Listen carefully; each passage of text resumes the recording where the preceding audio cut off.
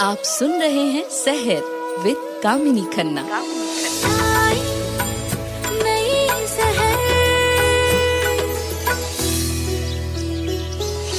ओम वक्रतुंड महाकाय सूर्यकोटि समप्रभा निर्विघ्नं कुरु मे देव सर्वकार्येषु सर्वदा।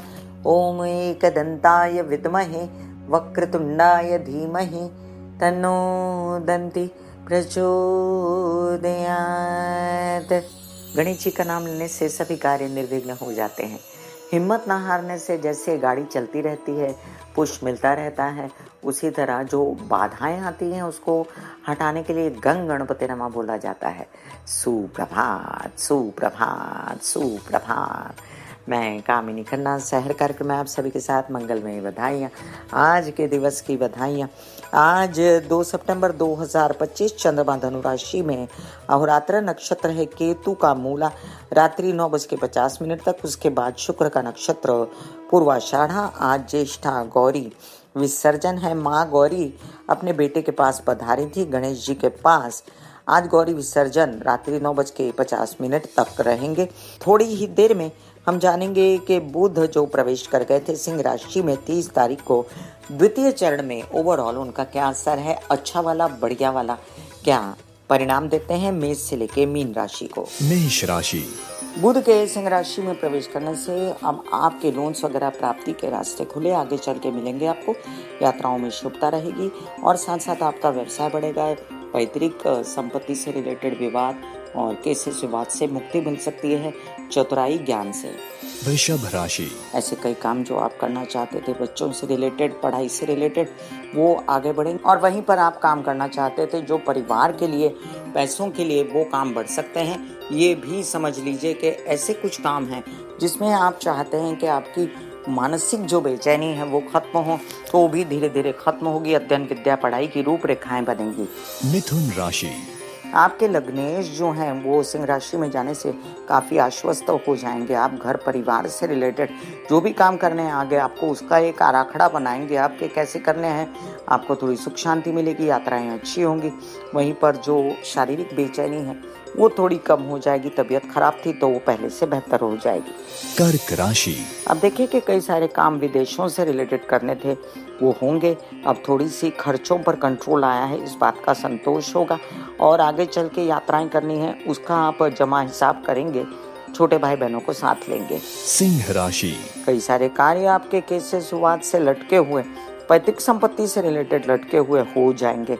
अभी बुद्धि चातुर्य, व्यवहार ज्ञान, कुशलता सब बढ़ा हुआ है। और अभी परिवार के साथ भी कैसे टैकल करना है और भाषा कैसी यूज करनी है, इस पर आपका कंट्रोल रहेगा। परिवार सपोर्ट करेगा। अब आपको कन्या राशि। बहुत बेचैनी थी आपको अपने स्वभाव को लेकर, तबीयत को लेकर, इससे अब आपको मुक्ति मिलेगी। लेकिन आंशिक रूप से कुछ खर्चे हो सकते हैं आपके स्वभाव, तबीयत सभी पर हो सकता है। आप अपना इलाज जल्दी फटाफट करें, लेकिन खर्चे आपके व्यवसाय पर भी हो सकते हैं। लेकिन व्यवसाय बढ़ने की बातें अवश्य होंगी। दिमागी कुशलता रहेगी, प्रेम संबंध से सपोर्ट रहेगा। तुला राशि। बुध के सिंह राशि में प्रवेश करने से अब आपके कुछ खर्चे बढ़े। विदेश रिलेटेड कामों में आपको धन की अवश्य कुछ मात्रा में प्राप्ति हुई और साथ साथ में आपके पिता को भी इसका फायदा हुआ, बड़े भाई बहनों को भी। वृश्चिक राशि। बुध के सिंह राशि में प्रवेश करने से तबीयत जो है उसको ठीक करते हुए आप काम पे लगे। ये भी जाने के कुछ खर्चे हुए केसेस विवाद पर और कुछ खर्चे हुए ताया चाचा पिता के स्वास्थ्य पर भी। धनु राशि। बुध सिंह में गए। अब ये जाने के विवाहित जीवन के जोड़े के साथ मिलकर काम किया भरपूर और अपना कार्य बढ़ाने के लिए कुछ धन भी कुछ मात्रा में लगाया। और साथ साथ आपने कुछ ऐसा काम किया जिसमें IT, इंटरनेट, बोलना चालना, भाषा, अंक, गणित, इन सब से रिलेटेड काम हुआ। खेती से रिलेटेड भी काम हुआ।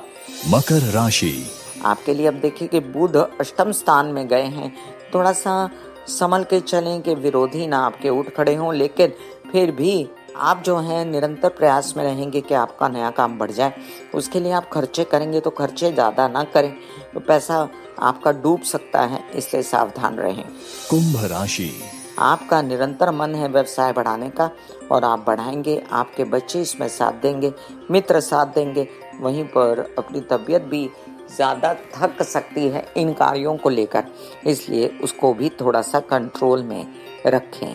मीन राशि। देखिए कि बुध जो वो षष्ठ भाव में गए तो कालपुरुष की कुंडली के हिसाब से उच्च के हो गए।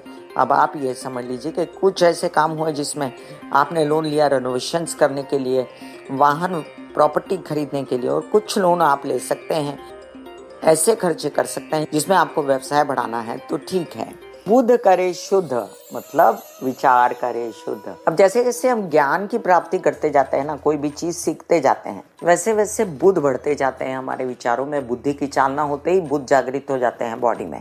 ये तो हुआ बॉडी के लिए, माइंड के लिए। घर में बुध को जागृत करना है तो हरे हरे पौधे छोटे छोटे लगा दीजिए। समाज में जागृत करना है तो वृक्षारोपण कर दीजिए, और संसार में जागृत करना है तो ज्ञान बांट दीजिए। God bless you, take care and goodbye. चलिए बुध को जागृत करते हैं, कामकाज करते हैं।